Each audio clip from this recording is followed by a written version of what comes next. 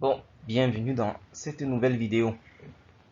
Alors, précédemment, dans la vidéo précédente, nous avons donné quelques fondements de la motivation, quelques groupes qui se sont divisés sur l'appréhension de la motivation. Certains qui ont parlé, qui cherchent ce qui motive les individus et certains qui cherchent plutôt le processus, le fonctionnement de la motivation.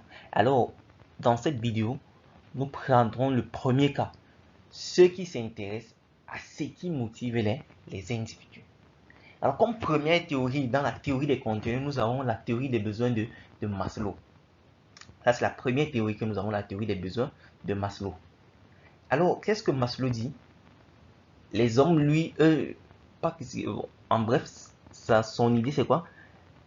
Les hommes ont des besoins et ils sont motivés en fonction des besoins qu'ils recherchent, en fait. Donc, une personne peut travailler parce qu'il veut satisfaire certains besoins. Il veut par exemple manger, il veut boire. Alors il va travailler pour avoir de l'argent afin de satisfaire ce besoin. Vous voyez un peu. Alors il a donc hiérarchisé dans ça sur une pyramide que 5 besoins. Il a hiérarchisé 5 besoins. Le premier besoin qu'il a vu que chaque humain a besoin, c'est quoi? Les besoins physiologiques. C'est que toute personne a besoin de manger, toute personne a besoin de boire. Alors quand ces personnes travaillent, quand ces personnes, pour être motivées, il faut donc, ce qui les motive à travailler, c'est le fait qu'ils veulent satisfaire ces besoins-ci là. Ils doivent manger, ils doivent boire, ils doivent. Mais lorsque c'est fini, lorsque ce besoin est fini, leur motivation peut encore descendre parce qu'ils n'ont pas, par exemple, atteint un autre degré. Alors il dit que le deuxième besoin que l'homme a, il sait quoi? C'est le besoin de sécurité. Cette personne veut se sentir, par exemple, il veut être logé.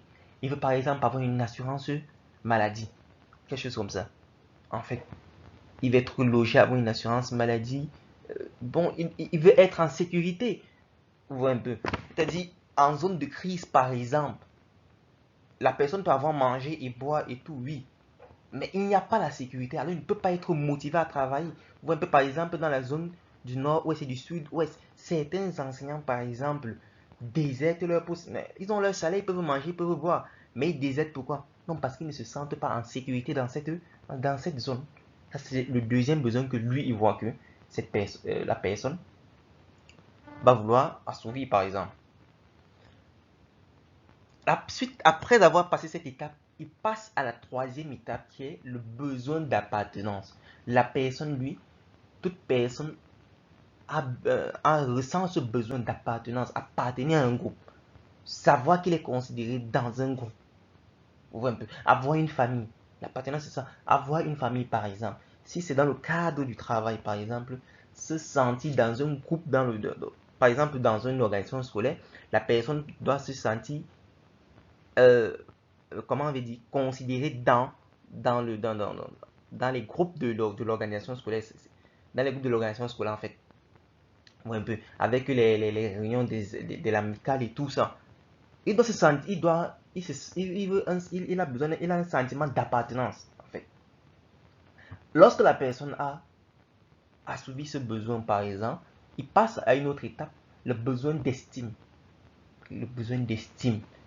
Alors, je travaille, je suis enseignant pendant plusieurs années, je suis motivé, je travaille et tout, mais fin de fin, je me rends compte que on ne m'utilise pas à ma juste valeur. Par exemple, je travaille pendant 20 ans, pendant enseignant, je ne monte pas par exemple sur un général censeur. Il n'y a pas de l'estime en fait. Il a besoin de ça, la personne a besoin de ça, il veut arriver quand même là. Il a besoin qu'on sente qu'on a besoin de lui. Vous voyez un peu, qu'on a besoin de lui dans certaines responsabilités. Et enfin, il dit, il y a le besoin de croissance, le besoin d'accomplissement. Le besoin d'accomplissement. La personne a des rêves qu'il veut réaliser maintenant. Il doit les réaliser. Ou un peu. Ce sont ces choses, pour lui, ce sont ces choses qui motivent les personnes à travailler. Et c'est hiérarchisé. Lorsque la personne part d'étape par étape, étape par étape. Mais sauf qu'on se rend compte que ce qu'il dit n'est pas forcément vrai. Bon, bref, il n'est même pas vrai. Si nous regardons dans notre société, certaines personnes sont dans les besoins d'appartenance alors qu'ils n'ont même pas encore fini avec les besoins physiologiques. C'est vrai. Nous, dans notre société, beaucoup de personnes, par exemple, fondent des familles alors qu'ils n'ont même pas aussi de quoi manger. Ou un peu. Ils sentent les gens ont besoin, donc plusieurs personnes veulent d'abord avoir une famille, donc l'argent va venir après en fait. L'argent va venir après. Donc il y a des erreurs dans dans sa pyramide en fait. Et c'est ce que Alfred donc a critiqué. Il a critiqué de cela. Il est fait toujours partie de la théorie des contenus. Mais qu'est-ce que lui, Alfred, lui dit? C'est la deuxième théorie que nous verrons. La théorie d'Alfred lui dit que non. Il a regroupé les besoins de Maslow en trois types de besoins. En trois types de besoins. Le besoin d'existence, le besoin social et le besoin de croissance. Donc cette personne, il a d'abord des besoins d'existence. C'est tout ce qu'on a parlé. Manger, boire, tout ça, sécurité. Ça, c'est le besoin d'existence. Il y a les besoins sociaux appartenance. Appartenance.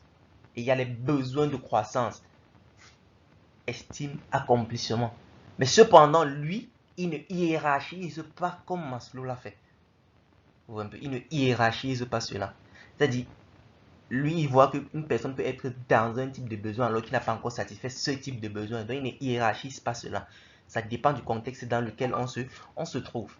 Dans le cas d'une organisation scolaire, par exemple, si des personnes se lèvent et grèvent, par exemple pour le statut particulier de l'enseignant, les gens veulent avoir un statut particulier. Donc, il va faire en sorte qu'on élabore par exemple un plan de croissance, c'est-à-dire après 2 ans, tu seras inspecteur, après 4 ans, tu seras tel. Pour un administrateur, s'il voit des gens gréver pour cela, il sait que ces gens-ci, non, maintenant ils sont dans la recherche du besoin d'estime. Ils sont dans la recherche du besoin d'estime, ça veut dire qu'il y a un problème là-bas. Il va falloir chercher à le résoudre.